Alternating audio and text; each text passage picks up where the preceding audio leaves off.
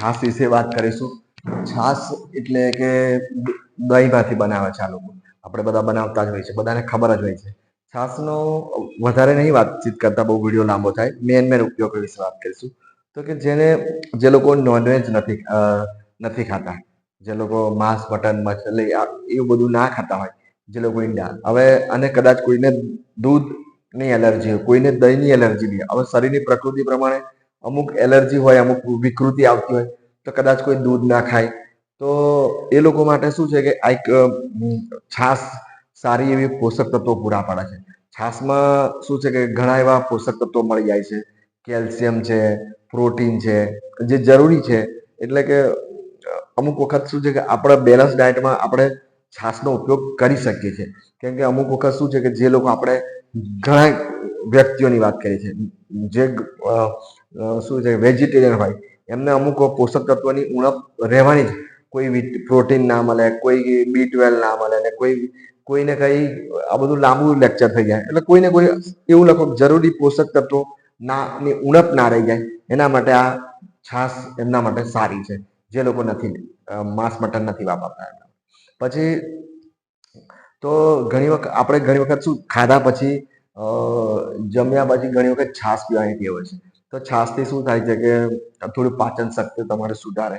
એટલે કે એક પહેલો ફાયદો આપણે એ કે ભાઈ પાચન સુધારે. બીજો ફાયદો એવું હોય છે કે તમે ઘણી વખત તમને કોઈ ઝાડા થયા હોય ત્યારે શું છે કે તમારા શરીરમાંથી આપણે એક તો ઝાડામાંથી સારું થવું હોય, અને સારું થવું હોય એટલે શું છે કે પેલા તો ઝાડા થતા હોય તો તમારે પેટને આરામ જ આપવો પડે, પાચન તંત્ર બિલકુલ શાંત કરી દેવું હોય. તો તમે છાશ પીવો તો તમારે શું છે, અમુક શરીરમાં ડિહાઇડ્રેશન ઓછું થઈ જાય. અને ડિહાઇડ્રેશન ઓછું ના થાય એ માટે ફાયદો થાય, અને તમારા પાચન તંત્રને થોડો આરામ મળે. તો તમે કદાચ થોડું ખોરાક હળવો લઈ શકો, ખાલી દહીં ભાત લઈ શકો, અને એ રીતે પાચન તંત્રને આરામ આપીને છાશનો ઉપયોગ કરી શકો, તો ઝાડામાં તમને બહુ ફાયદો કરી શકે છે. ત્રીજો ઉપયોગ એ છે કે તમે ધારો કે ઘણી વખત શું છે, ઉનાળાની ગરમી છે.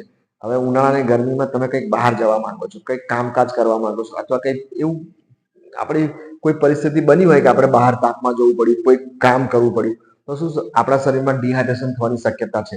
ડિહાઇડ્રેશન એટલે કે માથું દુખવું, ચક્કર આવવા, ઉબકા ઉલટી થવી, શરીર દુખવું, શરીર ખેંચાવું, બધું નાના નાના લક્ષણો થાય છે. તો તમને શું તાપમાં કંટાળો ના આવે આ બધા લક્ષણો, તો તમે શું કરો, પહેલા કદાચ તાપમાં જતા પહેલા અથવા તાપમાં કામ કરવા પહેલા, અથવા પછી તમે બપોરે 3 વાગે તમને એવું લાગે કઈ તકલીફ થતી હોય, તો તમે એક ગ્લાસ ઠંડી છાશ પી લો, તો શું તમારા શરીરમાં પાણીની ઉણપ ઓછી થઈ જાય. હવે આ ડિહાઇડ્રેશન માટે તો ફાયદો છે જ. તો એની જગ્યાએ તમે છાશની જગ્યાએ કોઈ બી શેરડીનો રસ બી પી શકો છો, કાચી કેરીનો રસ બનાવીને બી પી શકો છો. એટલે જે સસ્તા અને સારા આપણા જે ઘરમાં બનાવેલા પીણા પીવો તો વધારે સારું. કેમ કે બહારનું બનાવેલું પીવો, જે કંપનીમાં અંદર શું નાખી દે, કોઈ પ્રોડક્ટ એવી નાખે કે જે કેમિકલ નાખી દે, લસ્સી બહારથી પીએ, કદાચ કોઈ ઠંડા પીણા પીએ, તો એમાં શું ઘણી વખત ફાયદા કરતા નુકસાન થવાના ચાન્સીસ વધારે છે.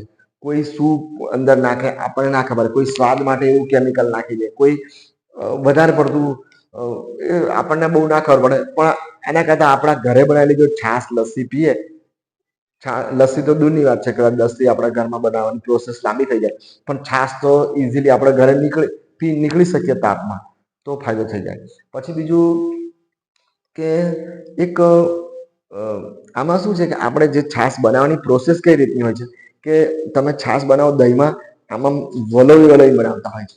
વલોવી વલોવી બનાવો છો એટલે શું થઈ જાય છે કે એમાંથી જે ફેટ હોય છે ને, ફેટ એ બધી બહાર ઉપર આવે છે. એટલે આપણે ઉપરથી ફેટ બધી બહાર નીકળતી જાય છે.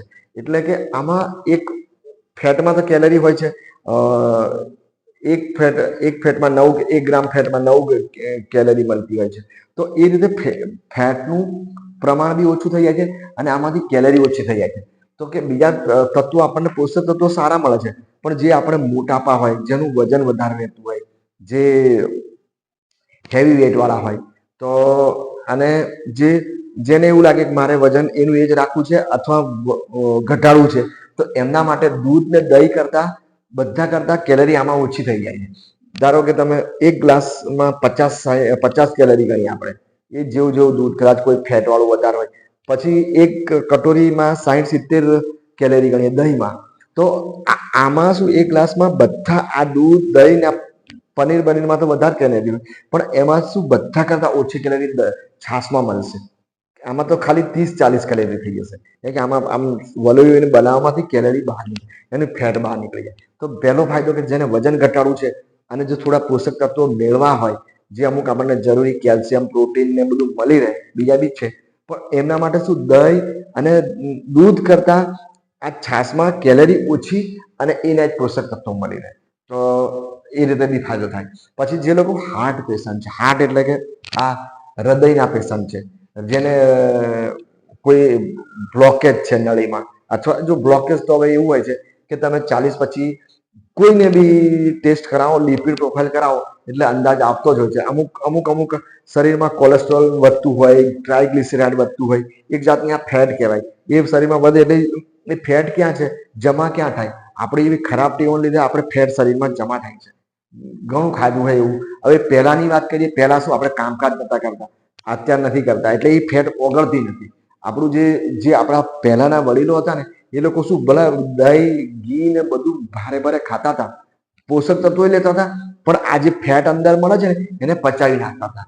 પચાવી નાખે એટલે એમનું કામ જ એવું હોય કે રોજ સવારથી સાંજ કામ કરવાનું, કોઈ બી જગ્યાએ જવાનું, ચાલીને જવાનું. અત્યારે આપણે બાઇકનો ઉપયોગ, એટલે આપણે ફેટ આપણી જે શરીરમાં બિનજરૂરી જમા થાય છે એ જમા થતી જાય, હાર્ટમાં જમા થાય, એટલે પોષક તત્વો આપણે લઈએ છીએ પણ આપણને શું થાય કે ફેટ આપણી ઓગાળતી નથી, એટલે આપણને નુકસાન થાય છે. એટલે આપણે ફેટ ઓછી લેવા પ્રયત્ન કરો. અને એમાં પણ જેને શું કહેવાય કે જેને કોલેસ્ટ્રોલ વધારે હોય, જેના શરીરમાં લિપિડ પ્રોફાઇલ કર્યું કોલેસ્ટ્રોલ વધારે હોય, ટ્રાયગ્લિસરાઇડ વધારે હોય, તો પછી એમને એટેક આવવાની શક્યતા વધી જાય છે અમુક ટાઈમ પછી. તો પછી એ લોકોને શું છે કે છાશ બધા કરતા ફાયદો કરે, કેમ કે છાશમાં આમાં આપણે એ કરીએ એટલે ફેટ બિલકુલ નીકળતી જાય છે. અને જે ફેટ નીકળી જાય એટલે આમાં શું છે કે આમ પણ જો પ્રાણીજન્ય આહાર હોય, પ્રાણીજન્ય આહારમાંથી કોલેસ્ટ્રોલ તો મળે જ.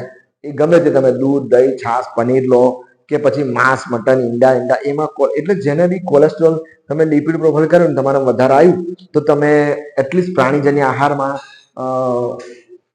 થોડો મારો ઓછો કરો અને આ તેલ બી ઓછું કરો, તો છાશમાં શું છે કે થોડી ઘણી કોલેસ્ટ્રોલ ને એ બધું ખરું, પણ જે અમુક બિનજરૂરી અમુક ફેટ છે ને એ ઓછી થઈ જાય. એટલે કે હૃદયના પેશન્ટો હોય, જેને કોલેસ્ટ્રોલ વધારે હોય, એના માટે થોડું નુકસાન ઓછું કરે છે છાશ. એટલે બીજા બધા તેલ વાપરીએ, આપણે તેલ વાપરીએ, દૂધ દહીં પનીર, અમુક મીઠાઈઓ વાપરીએ, એના કરતાં આ થોડું ઘણું ઓછું નુકસાન કરે. તો હવે આપણે જે છાશ વિશે જરૂરી માહિતી હતી એ મારી પૂરી થઈ ગઈ. સારું, બીજા નેક્સ્ટ વિડીયોમાં મળીશું.